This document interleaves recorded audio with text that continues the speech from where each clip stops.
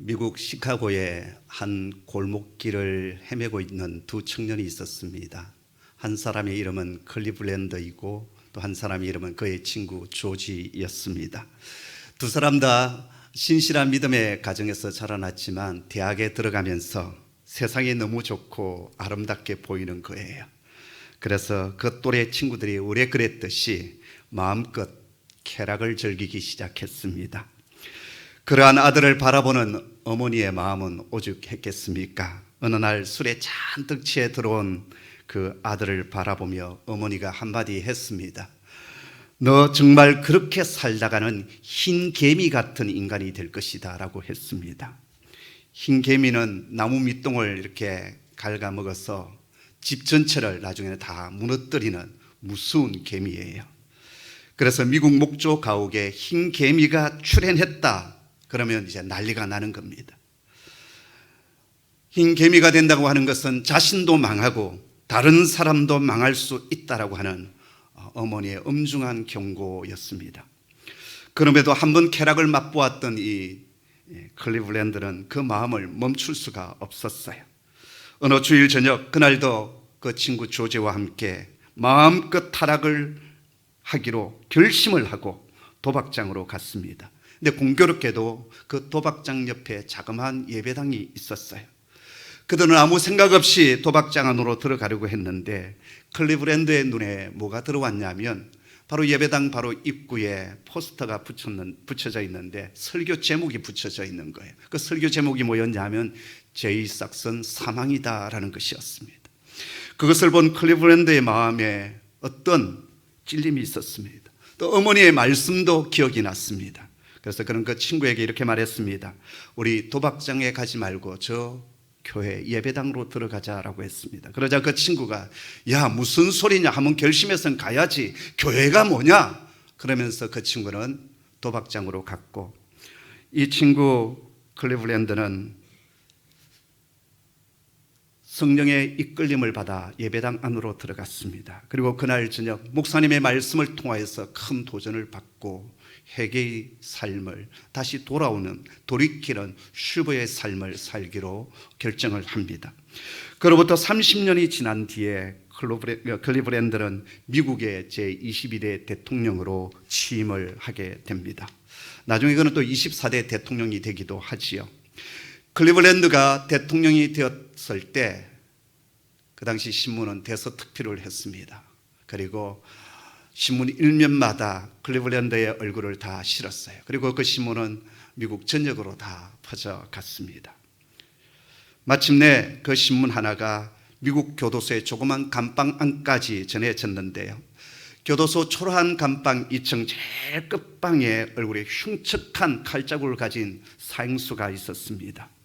간수가 이 죄수에게 신문을 건네주었어요. 이 신문을 받아든 사형수는 눈이 희둥그레졌습니다. 그리고 땅을 치며 통곡했습니다. 그때 내가 올바른 선택을 했더라면 그랬어요. 바로 그 사형수는 클리블랜드와 함께 그 젊은 시절 쾌락을 즐기며 나아갔던 그리고 그 골목길에서 도박장으로 나아갔던 그의 친구 조지였습니다. 결정적인 한 번의 선택이 삶을 완전히 바꾸어 놓았던 것이지요. 클리블랜드가 그날 예배당 안으로 들어갈 때 장차 내가 미국의 대통령이 될 것이다 그걸 알고 들어갔겠습니까? 분명 아니었을 것입니다. 하지만 하나님은 그 결정적인 선택, 그 믿음의 결정을 귀하게 보셨고 그 인생을 축복하여 주셨습니다. 지난 송구 영신 예배 때 나오미와 룻의 가정에 대해서 말씀을 드렸습니다. 나오미와 룻이 다시 고향 땅 베들레헴으로 돌아오게 될 때 그 결심을 했을 때 그 가정이 왕족의 가문이 되고 메시아의 족보 속에 들어가는 가문이 될 것이라고 나오미나 룻이 상상이나 했겠습니까? 그런데 나오미와 룻이 다시 하나님 품 안으로 돌아오겠다고 결정했을 때 그리고 돌아왔을 때 하나님은 그 믿음의 가정 위에 당신의 은혜를 부어주시고 그 가정을 세워주셨습니다. 나오미가 고향 베들레헴으로 돌아오기로 결심했을 때 두 자부를 불러서 이렇게 말하지 않습니까? 너에게는 자식도 없고 또 우리 가문에는 우리 가정에는 이제 남자라고는 아무도 없다. 그렇기 때문에 어떤 소망도 남아있지 않는 가정이 우리 가정인데, 이제 나는 고향 땅 베들레헴으로 돌아가기로 결정을 했는데 너는 이제 젊었고 자식도 없고 하니 각자 친정으로 돌아가서 좋은 남자 만나서 새로운 삶을 살라라고 권면했습니다. 그때 큰 자부 오르반은 울면서 입을 맞추고 떠나갔습니다. 그런데 룻은 이렇게 말하지 않습니까? 어머니 가시는 곳에 저도 가겠습니다. 어머니 죽으시는 곳에 저도 죽겠습니다. 어머니 하나님은 나의 하나님이 되실 것입니다 라고 하는 놀라운 믿음의 고백을 합니다. 그리고서는 정말 인간적인 소망이 1도 남아있지 아니하는 그 베들레헴 땅으로 옵니다. 룻이 나오미를 따라 베들레헴으로 왔을 때 하나님께서 내게 큰 축복을 주실 것이다, 은혜를 베풀어 주실 것이다, 나를 왕족의 여인으로 만들어 주실 것이고 메시아의 족보 속에 들어가는 여인이 되게 할 거다, 그런 믿음이 있었겠습니까? 아니었을 것입니다. 그런데 하나님은 그의 자그마한 믿음을 귀하게 보아주셨어요. 믿음으로 선택하고 믿음으로 발을 내디딘 룻에게 큰 은혜의 길을 예비해 놓으셨고, 모압 여인, 이방 여인이었지만 이 룻을 메시아의 족보 속에 들어가는 영광스러운 여인으로 세워주셨습니다. 그렇기 때문에 사랑하는 우리 교우 여러분, 어떤 일들을 결정할 때마다 그것이 비록 작은 일이라 할지라도 여러분 믿음으로 반응하고 믿음으로 결정하는 하나님의 사람 되기를 소원합니다. 처음에는 그 어떤 증거도 어떤 차이도 보이지 않을 수 있습니다. 그러나 긴 시간이 지나고 나서 보면 그 자그마한 믿음의 결정 하나가 내 인생 전체를 새롭게 바꾸어 놓는, 그리고 하나님의 놀라운 은혜가 그 인생 가운데 예비되어진 그런 걸음임을 나중에 알게 될 것입니다. 이 세상 사람들이 세상길에서 잘되고 승승장구하는 것에 대해서 너무 부러워하지 마시기를 바랍니다.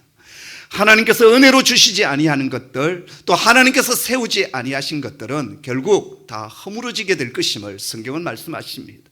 저 풀의 꽃과 같이 시들어지게 될 것이고 불태워지게 될 것임을 성경은 말씀하십니다. 그렇기 때문에 우리는 매 순간 때로는 손해를 보는 것처럼 보인다 할지라도, 때로는 이 길이 참 척박하고 힘든 길인 것처럼 보인다 할지라도, 앞이 아무것도 보이지 않는 그 순간에도 하나님께서 말씀하시는 그 길, 하나님의 말씀의 그 가치관을 따라가 행하는, 또 믿음의 선택을 해나가는 하나님의 사람 되기를 간절히 소원합니다. 오늘 여기 아브라함을 보십시오. 창세기 12장에서 하나님께서 아브라함을 불러주셨을 때 그가 그 말씀에 반응했던 것들을 히브리서 저자는 다시 한 번 더 재해석하고 그것이 무엇인지에 대해서 구체적으로 말씀해 주고 있습니다. 우리 8절의 말씀인데요, 함께 읽겠습니다. 시작. 믿음으로 아브라함은 부르심을 받았을 때 순종하여 장래 유업으로 받을 땅에 나아갈새 갈 바를 알지 못하고 나아갔으며. 아멘. 오늘 여기 보면 아브라함의 믿음의 그 결정을 몇 가지로 설명하고 있습니다. 첫째, 아브라함은 하나님의 부르심 앞에 믿음으로 순종했다. 이 얘기는 우리가 너무나도 잘 알고 있는 내용 아니겠습니까? 자, 그런데 여기서 우리가 한 번 더 깊게 생각해야 될 것이 있습니다. 여기 보면 하나님께서 아브라함을 불러주셨을 때 아브라함이 적극적인 믿음의 순종을 했음을 강조하고 있습니다. 우리 번역에서는 잘 드러나고 있지 아니한데요, 원문을 보면 부름을 받을 때 이 문장이 어떻게 되어 있냐면 현재형 분사로 표현되고 있다라는 거예요. 현재형 분사로 표현되어졌다는 것은 무엇을 말하느냐? 아브라함이 하나님의 말씀을 받자마자 적극적으로 순종했음을 나타내는 표현입니다. 자고 우면한 것이 아니라, 망설이고 주저한 것이 아니라 하나님의 말씀이 주어지는 바로 그 순간에 그는 적극적으로 마음으로 순종했고 그리고 행했다라는 거예요. 우리가 앞으로 또 아브라함의 삶을 더 추적하여 살펴보게 되겠지만, 아브라함은 하나님의 말씀이 주어졌을 때 깊이 고민하고 생각하는 사람이 아니었어요. 이삭을 모리아산에 바치라 했을 때 그 다음날 아침 일찍 일어나서 이삭을 데리고 모리아산으로 출발합니다. 그것은 적극적인 순종의 모습이 이 아브라함 속에 있었다라는 거예요. 그만큼 아브라함은 하나님의 말씀, 그 하나님의 명령에 순종하라는 열망을 이미 가지고 있었음을 우리가 알 수 있습니다. 하나님께서 어떻게 아브라함을 믿음의 조상으로 삼으시고 모든 믿는 자의 본이 되는 사람으로, 그 믿음의 거장으로 삼으셨는가? 그 이유가 어디에 있는가? 다른 데 있지 아니했어요. 하나님의 말씀이 주어졌을 때 즉각적으로 순종하는 그 믿음에 있었음을 창세기는 그리고 히브리서는 우리에게 증거하여 주십니다. 그래서 하나님께서 그를 인정해 주시고 기뻐해 주시고 그가 생각할 수 없었던 상상할 수 없는 일들을 그의 생애 가운데 하나님께서 열어주셨습니다. 교회도 마찬가지입니다. 공동체를 향한 하나님의 어떤 메시지 음성이 있습니다. 또 시대적인 상황 속에서 교회를 향한 하나님의 음성이 들려올 때가 있습니다. 그럴 때 많은 교회들은 교회의 형편과 처지를 생각하면서 그 음성에 귀를 닫아버립니다. 그러나 그 음성을 듣고 즉각적으로 순종하는 교회 가운데 하나님 뭘 허락해 주시냐면 당신의 은혜의 강수를 부어주십니다. 저는 재작년 코로나가 발발한 뒤에 선교사님들이 한국에 막 대거 들어오시게 되었어요. 그때는 총회 차원에서 어떤 대책도 없고 나라 차원에서 대책이 없는, 오셔서 2주 동안 격리를 해야 되는데 격리할 장소가 없는 선교사들도 그냥 무작정 들어오셨어요. 그런데 저희 교회에 연락이 왔습니다. 홍익교회 큰숲 선교센터가 있는데 그것을 자가 격리하는 시설로 좀 사용해 주면 얼마나 좋겠는가. 제가 아브라함 같은 믿음은 없어서 즉각적으로 응답은 못했습니다. 기도하겠습니다. 기도하는데 하나님께서 긍휼의 마음을 주셨고 강도 만난 자에 대한 하나님의 그 마음을 주셨어요. 그래서 제가 전화를 했습니다. 그들을 우리가 받아들이겠습니다. 지금은 코로나 바이러스에 대해서 우리가 좀 알고 있지만 그 당시는 코로나 바이러스에 대해서 우리가 공포 그 자체였습니다. 이것 때문에 많은 비난이 쏟아질 수도 있고 만약 잘못되어져서 누군가 확진이 일어난다면 교회 공동체가 큰 위기를 맞을 수 있고 저도 큰 어려움을 겪을 수가 있습니다. 그럼에도 불구하고 우리에게 있는 이 공간을 오픈하기 시작했고 수십의 가정들이 저희 센터에 와서 머물고 자가격리를 하고 또 건강을 회복하고 이제 다음 스텝으로 가셨어요. 그 뒤에 하나님께서 제가 기억하고 있는 또 제가 하나님으로부터 받았던 여러 가지 은혜와 축복들이 있습니다. 코로나19 2년 동안의 이 팬데믹 상황 속에서 하나님께서 우리 교회 가운데 부어주셨던 많은 은혜들, 채워주셨던 많은 것들, 저는 다른 데 있지 않다고 생각합니다. 하나님의 부르심 앞에 응답하고 나아갔었을 때 하나님께서 채워주시는 은혜다, 저는 그렇게 믿습니다. 앞으로도 우리 교회는 하나님께서 말씀해 주실 때, 감동 주실 때 즉각적으로 순종하고 반응하는 그런 공동체 되기를 주님의 이름으로 축복합니다. 두 번째, 아브라함은 갈 바를 알지 못한 채 떠나는 믿음이었어요. 우리가 잘 알다시피 창세기 12장에 어느 날 하나님께서 아브라함에게 찾아오셔서 말씀하십니다. 너는 너희 고향과 친척과 아버지 집을 떠나 내가 내게 보여줄 땅으로 가라라고 말씀하십니다.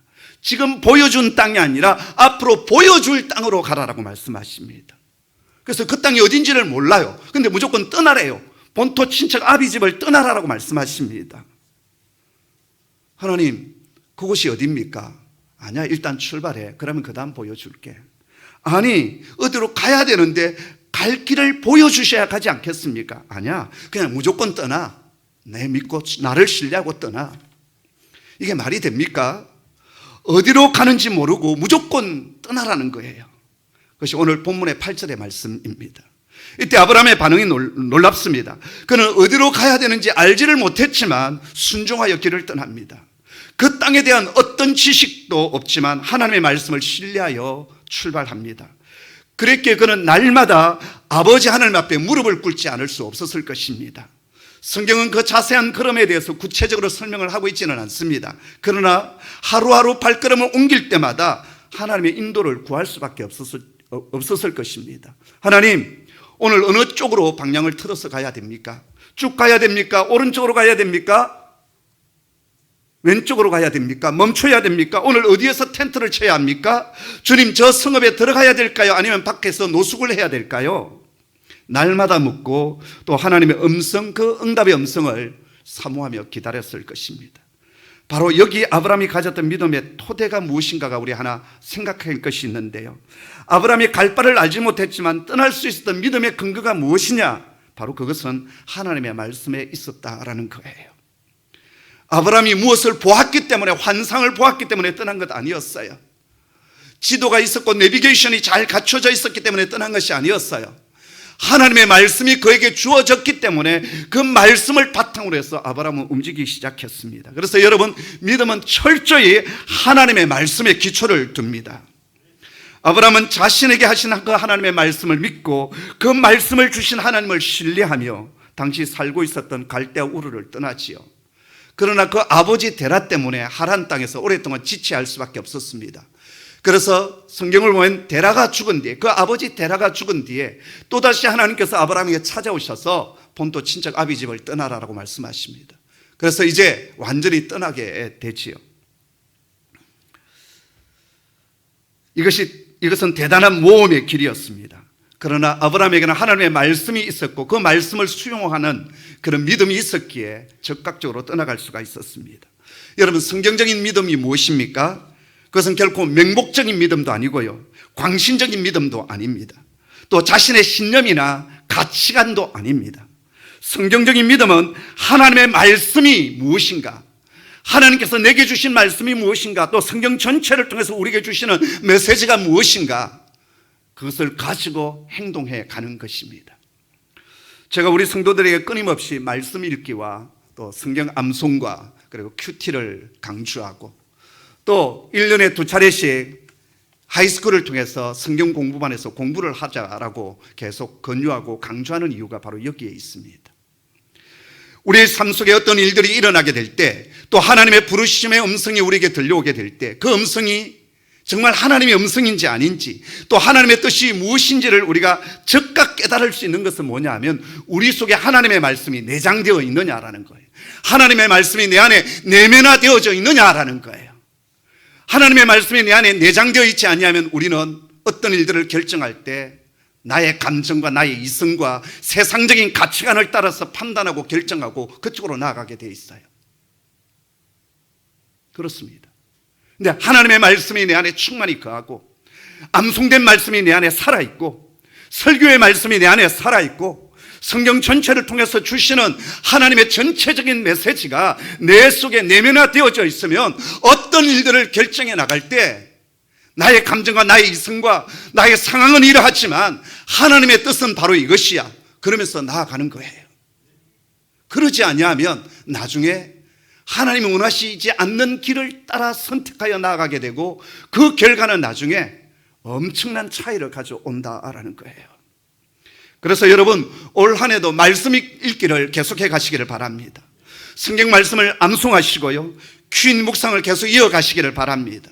또 하이스쿨이 개강되어졌을 때 나는 장로라고, 나는 신앙생활 오래 했다고, 다 아는 내용이라고, 알긴 뭘 알아요? 물어보면 모르던데. 또 알고 있으면 뭐합니까? 그대로 살지를 못하는데. 계속 하나님의 말씀이 우리 안에 계속 자리 잡게 합니다. 난 권사라고, 안수집사라고, 난 목사라고, 나는 다 아는 것이야. 아닙니다. 우리는 매일매일 매 순간순간마다 말씀을 받아 먹어야 돼요. 어제 강강술래 가서 고기 많이 먹었다고 해서 오늘 밥 안 먹습니까? 왜 밥 먹습니까? 맨날 먹는 밥. 그래야 우리의 건강을 계속 유지해 가는 것 아니겠습니까? 이전에 제가 고기를 별로 안 좋아했습니다. 좀 입이 깨깔스러운, 아시죠? 입맛 없는, 우리 권사님들은 아셔요. 손목사 입맛 없는 목사라고. 요즘은 잘 먹습니다. 왜 잘 먹는 줄 아십니까? 이제 나이가 드니까요, 고기를 안 먹으면 힘을 못 써요. 단백질이 들어가야 살 것 같아요. 이전에는 저녁밥 먹고 나서 저녁에 아무것도 안 먹었어요. 먹고 싶은 마음이 없었어요. 근데 요즘은 9시, 10시 되면 뒤적거리기 시작합니다. 먹을 게 없나, 먹을 게 없나, 먹어야 돼요. 여러분, 우리 인생이 점점 공고해지는 노년으로 가면 갈수록 하나님의 말씀이 더 우리 안에 살아있어야 돼요. 아멘. 또 하나님의 나라의 일을 더 많이 하시는 중직들은 더 하나님의 말씀을 더 충만히 채워가야 합니다. 그래서 하나님께서 내게 주셨던 그 말씀들을 내 안에 내면화시켜 나가는, 그래서 여러분, 예수님께서 산상수훈의 결론의 말씀이 뭐였습니까? 반석 위에 세운 지혜로운 사람에 대한 얘기를 하고 있지 않습니까? 비가 내리고 창수가 나고 바람이 불어 그 집이 부딪혀 올 때 모래 위에 세운 집은 그냥 와르르 무너지게 됩니다. 그러나 반석 위에 세운 집은 결코 무너지지 않는다라고 했습니다. 그 반석 위에 세운 집이 어떤 집입니까? 바로 주님의 말씀 위에 세운 집이고 주님의 말씀을 듣고 행하는 집입니다. 성도 여러분, 하나님의 말씀이 우리 안에 충만해지도록 하십시다. 그래서 삶의 순간순간마다 믿음으로 결정하고 믿음으로 선택해 나가는 하나님의 사람 되기를 주님의 이름으로 축복합니다. 세 번째, 아브라함은 장래 기업으로 받을 것을 사모했던 믿음이었습니다. 여기 이 기업은 1차적으로 약속의 땅 가나안을 의미합니다. 그런데 오늘 히브리서 본문을 자세히 읽어보면 이 가나안이 아브라함이 궁극적으로 받게 될 궁극적인 기업은 아니었다라는 것입니다. 우리가 생각하기에 아브라함이 약속의 땅 가나안에 믿음으로 들어감으로 말미암아 이제 하나님의 기업을 축복으로 다 받았다, 그렇게 생각하지 않습니까? 그런데 오늘 히브리서의 말씀을 자세히 한번 살펴보십시오. 이 기업은 이 지상에 있는 어떤 땅이나 가나안 땅이 아님을 밝혀주고 있습니다. 그러면 그 궁극적인 기업은 어디에 있는 것입니까? 여러분, 9절 말씀을 같이 읽겠습니다. 함께 보죠. 믿음으로 그가 이방의 땅에 있는 것 같이 약속의 땅에 거류하여 동일한 약속을 유업으로 받은 이삭 및 야곱과 더불어 장막에 거하였으니. 아멘. 아브라함은 약속의 땅 가나안 땅에 들어갔었어도 이방인처럼, 타국인처럼 어디에서 살았느냐? 장막에 머물며 살았다라는 거예요. 여러분, 장막이 무엇입니까? 요즘으로 본다면 텐트, 천막 아닙니까? 이 텐트는 잠시 머물다가, 잠시 치고 머물다가 또다시 옮겨가는 거예요. 그래서 여러분, 임시적인 거주지예요. 그리고 이 텐트 장막은 안정적이지 않습니다. 자, 아브라함은 그렇게 살았다라는 거예요. 그 말은 뭐냐? 그가 약속의 땅에 들어갔어도 여전히 떠내기의 삶, 나그네의 삶을 살았다라는 것입니다. 이 표현은 가나안이 하나님께서 약속하여 주신 그런 언약의 땅이긴 하지만 그 가나안이 영원히 하나님의 백성들이 살아야 될 땅이 아님을 보여준다라는 거예요. 그렇다면 아브라함이 사모하며 바라보았던 그 약속의 땅 가나안, 그것을 넘어서는 더 좋은, 더 나은 본향, 하나님께서 예비하여 주셨던 그것이 어디였느냐라는 거예요. 16절 말씀 속에 그 답이 있습니다. 우리 한번 16절의 말씀 같이 읽습니다. 시작. 그들이 이제는 더 나은 본향을 사모하니 곧 하늘에 있는 것이라. 이러므로 하나님이 그들의 하나님이라 일컬음을 받으심을 부끄러워하지 아니하시고 그들을 위하여 한 성을 예비하셨느니라. 아멘. 하나님께서 믿음으로 걸어가는 백성들을 위하여 한 성을 예비하여 주셨다라고 했습니다. 그 성이 어떤 성입니까? 바로 영원한 기업, 하늘에 있는 도성이었습니다. 아브라함은 약속의 땅 가나안에 들어갔어도 천막 생활을 하면서 이 하늘에 있는 도성, 저 하늘 나라를 사모했다라는 거예요. 창세기 12장 22절에 보면 바로 그 성읍을 살아계신 하나님의 도성이다, 그렇게 표현을 했고요. 또 하늘의 예루살렘이다, 그렇게 표현을 했습니다. 또 12장 28절에는 그 나라는 흔들리지 않는 나라다라고 했습니다. 이 세상의 제국과 나라들은 다 흔들리지 않습니까? 있다가 쓰러지기도 하고 망하기도 합니다. 그런데 저 하늘에 있는 도성은 흔들리지 아니한다라고 했어요. 견고합니다. 또 13장 14절에 보면 장차올 영원한 도시다라고 했어요. 영원한 도시. 그리고 요한계시록 21장 22장에 보면은 새 하늘과 새 땅, 새 예루살렘이다, 그렇게 말씀하고 있습니다. 아브라함은요, 구약시대를 살아갔지만 장차 허락할 영구한 하나님의 나라, 저 하늘의 도성 천국을 믿음으로 사모하며 평생을 살아갔습니다. 그런데 아브라함의 이런 믿음은 자신만을 위한 것이 아니었어요. 그는 그 믿음을 자신의 후손들과 공유했다라고 말씀하지 않습니까? 그래서 그의 후손들인 이삭과 야곱은 아브라함과 더불어서 공동 상속자가 되어서 장막 안에 함께 거주했다라고 했습니다. 여러분, 아브라함이 이런 믿음을 가지고 이런 믿음의 삶을 살아갔던 이유가 어디에 있었을까요? 히브리서 저자는 10절에서 그 이유를 이렇게 밝힙니다. 10절 같이 읽겠습니다. 시작. 이는 그가 하나님이 계획하시고 지으실 터가 있는 성을 바랐습니다. 아멘. 우리 성경에는 10절이 시작되어질 때 이는 이렇게 되어져 있는데요, 헬라 원문을 보면 가르라고 하는 접속사를 쓰고 있습니다. 이 가르라는 말은 왜냐하면 강한 이유가 붙어있는 접속사예요. 아브라함이 약속의 땅에 들어가서도 장막생활 천막생활을 하면서 나그네처럼 외국인처럼 그렇게 살았던 이유가 어디에 있었느냐? 바로 그것은 가나안 땅이 영원히 살아야 될 영구한 땅이 아니라 하나님께서 예비하여 주신 궁극적인 기업, 저 하늘에 있는 하늘의 도성을 믿음의 눈으로 사모하고 바라보았기 때문이다라는 거예요. 그는 하늘에 있는 본향을 사모했습니다. 1980년 3월에 프랑스 파리의 브루셀 병원의 한 지성인이 입원을 했습니다. 한 세기를 떠들썩하게 했던 존경받는 지성인이 폐수종이라는 진단을 받고 병원에 입원해 있었어요. 그는 그 한 달 동안 죽음에 대한 불안과 공포 때문에 자기의 병명이 무엇인지조차도 의사에게 묻지를 못했다고 그래요. 그러면서 그 육신의 고통 속에서 소리치며 괴로워했습니다. 그 사람은 죽음의 문제를 철학적으로 예리하게 파헤쳤던, 그리고 20세기 최고의 실존주의 철학자였던 바로 사르트르였습니다. 그는 입원한 지 한 달 만에 육신의 고통과 죽음에 대한 공포에 시달리다가 이 세상을 떠나게 되었는데요, 그가 죽고 난 뒤에 언론에서 왜 사르트르가 마지막 그렇게 죽어야만 했는가, 죽음으로부터 자유를 그렇게 외쳤던 그의 말로가 왜 이렇게 비참했는가, 각 언론들이 보도하기 시작했습니다. 그때 한 독자가 신문사에 이런 기사를 투고했다고 합니다. 사르트르의 말로가 그렇게 비참했던 이유는 그에게는 돌아갈 고향이 없었기 때문이다. 그렇습니다. 그에게는 돌아갈 고향이 없었습니다.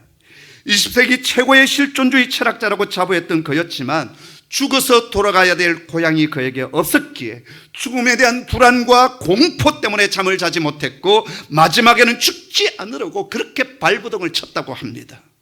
여러분, 이처럼 돌아갈 곳이 없는 사람, 본향이 없는 사람은 불행한 사람입니다. 오늘 이 설교를 듣고 있는 사랑하는 교회 여러분, 여러분 돌아갈 본향이 있습니까?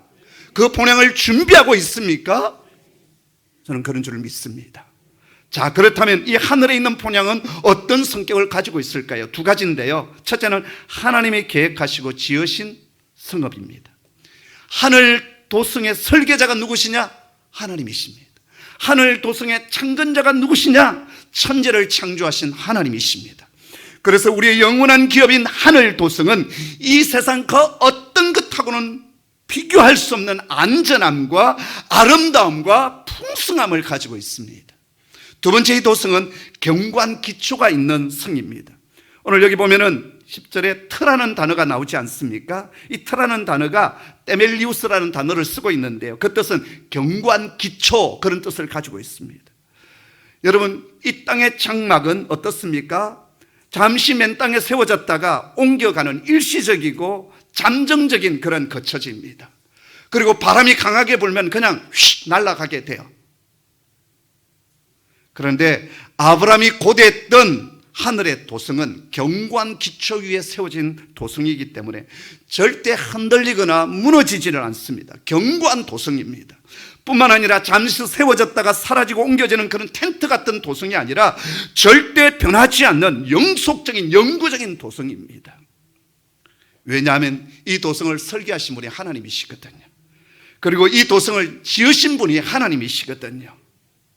제가 어린 시절 신앙생활을 했던 제 고향교회, 그 고향교회가 한 20년 전에 예배당을 새로 건축하게 되었습니다. 마침 창립 50주년이 되어서 50주년 기념 예배당을 이제 건축하자. 그래서 좀 기념비적인 예배당을 건축하기 위해서 설계하실 분을 찾아다니기 시작했어요. 근데 저희 교회 제 선배님 중에 한 분이 우리나라의 이름만 되면 알 수 있는 설계자예요. 건축가예요. 또 서울 곳곳에 그분이 세운 건축물이 꽤 많이 있습니다. 그래서 교회가 이 교회 출신 가운데 그래도 우리나라에 내놓으라 하는 세계적인 그 건축가에게 설계를 의뢰하는 것이 좋겠다 해서 설계를 의뢰했어요. 이분이 설계 의뢰를 받고 얼마나 감동도 있었고 감사도 있었고 또 마음 한켠으로는 고심도 얼마나 많았겠어요. 다른 교회도 아니고 당신이 자라난 모 교회 예배당 설교를 맡았으니 얼마나 기도를 많이 하고 또 고심하여 설계를 했겠습니까? 그래서 정말 건축학적으로 멋진 예배당이 건축이 되었습니다. 그 뒤에 제가 이제 고향교회 가서 설교를 한번 할 수 있는 기회가 있었는데요. 근데 건축한 지 10년이 채 되지 않았던 그 아름다운 예배당에 비가 새가지고 한쪽 벽면이 얼룩이 막 져 있는 거예요.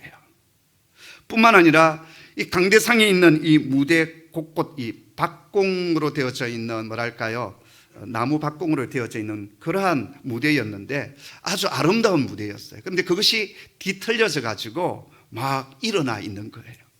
설계가 잘못되었는지 시공이 잘못되었는지 아무튼 제 마음이 많이 안 좋았습니다. 여러분, 대한민국 최고의 설계자가 설계를 하고 또 최고의 건축업자가 시공을 한다 할지라도 이 세상의 도성의 건물들은 이 세상은 완벽한 곳이 없습니다. 그러나 여러분, 아브라함이 사모하며 믿음으로 바라보았던 하늘 도성은 전능하신 하나님이 설계하시고 직접 창건하신 도성입니다. 그래서 완벽합니다. 온전합니다. 아름답습니다. 영광스럽습니다. 그래서 이 세상이 아무리 아름답다 할지라도 저 하늘 도성하고는 비교할 수가 없습니다. 아브라함이 약속의 땅 가나안에 들어갔지만 그 땅에서 나그네와 외국인으로 살았던 이유가 바로 여기에 있습니다. 성도 여러분, 사도 바울은 빌립보 성도들에게 우리의 시민권은 이 땅에 있는 것이 아니라 하늘에 있다라고 했습니다. 그 당시 빌립보는 로마의 직할 도시로서 빌립보 시민 대부분이 로마 시민권을 가지고 있었습니다. 로마 제국 아래에서 로마 시민권을 가지고 있다라는 것은 엄청난 특권이었어요. 엄청난 특권이었습니다. 그런데 주님은 바울의 입술을 통해서 로마의 시민권하고는 비교할 수 없는 하늘의 시민권이 우리에게 주어져 있다. 그 나라를 사모하라라고 말씀하여 주십니다. 아브라함 시대 당시 유목민들은 장막에 거하는 것이 상식이었습니다. 하지만 아브라함과 롯이 양들이 많아져서 서로 갈라질 때 보면 롯은 푸른 들판에 있는 소돔과 고모라 땅을 선택하여 갔다라고 했어요. 근데 나중에 보았더니 롯이 어디에 들어가 살았어요? 소돔 도성 안에 들어가 살고 있었어요. 그렇기 때문에 당시에도 마음만 먹으면 언제든지 도성 안으로 들어가서 살 수 있었어요. 또 아브라함은 큰 부자였습니다. 마음만 먹으면 충분히 도성 안에 들어가서 좋은 집 짓고 떵떵거리면서 살 수 있었습니다. 그럼에도 불구하고 그는 장막을 선택했습니다. 자신뿐만 아니라 그 아들 이삭도 손자 야곱도 그렇게 살았습니다. 이렇게 아브라함이 장막에 거하기를 선택한 이유가 무엇입니까? 가나안이 자신이 마지막으로 살아야 될 장수가 아님을 알았기 때문입니다. 그리고 하나님께서 계획하시고 지으실 터가 있는 저 영원한 본향 하나님의 나라를 믿음으로 바라보았기 때문입니다. 비록 그 성은 아직 눈에 보이지 않지만 아브라함은 그곳을 향하여 믿음으로 떠났고 그 가정을 믿음으로 걸었고 그리고 믿음으로 살아갔습니다. 사랑하는 교우 여러분, 하나님께서 오늘 우리에게 주신 이 축복의 땅이 참 아름답고 좋지 않습니까? 그러나 여러분, 이 땅이 우리가 영원히 거할 땅은 아닙니다. 우리가 돌아가야 될 본향 하나님의 나라, 그 영구한 나라가 우리에게 약속되어져 있습니다. 그래서 우리 믿음의 사람들은 이 땅을 살 때 이 땅이 본향이 아님을 알고 외국인처럼 나그네처럼 장막 인생을 살아가라라고 히브리서 기자는 오늘 우리에게 말씀하고 있습니다. 아프리카 오지에서 50년 동안 하나님 나라를 위하여 선교하셨던 노 선교사 부부가 은퇴를 하고 이제 미국 본토 고향으로 돌아왔습니다. 그가 배에서 내렸을 때 많은 인파들이 모여서 빵빠레를 울리고 있었어요. 그래서 와, 50년 동안 하나님 나라를 위하여 선교하고 돌아온 우리를 위하여 환영해주는 인파구나라고 생각했는데 알고 보았더니 아프리카 땅에 가서 사냥을 하고 돌아오는 대통령을 환영하는 환영 인파였습니다. 마음이 너무나도 아팠습니다. 하나님, 나를 위하여서 내가 평생을 헌신하고 돌아왔는데 나를 마중해 주는 사람이 아무도 없단 말인가. 눈에서 눈물이 주르르 흘렀어요. 그때 하나님의 세미한 음성이 들려왔습니다. 종아, 너는 아직 나의 집에 오지 않았다. 나의 본향에 오지 않았다라고 말씀해 주셨어요. 성도 여러분, 이 땅을 믿음으로 살아갈 때 때로는 손해를 보고, 때로는 고난을 겪기도 하고, 때로는 어려움 속에 있다 할지라도 여러분, 우리가 돌아가야 될 영원한 본향이 예비되어져 있습니다. 진짜가 예비되어 있습니다. 그 나라에서 우리는 영광과 존귀와 칭찬을 듣는 하나님의 사람이 되셔야 합니다. 기도하겠습니다. 하나님, 감사합니다. 비록 우리로 하여금 이 땅에 발 디디고 살아가게 하지만 영원한 본향 돌아갈 고향이 있음을 감사합니다.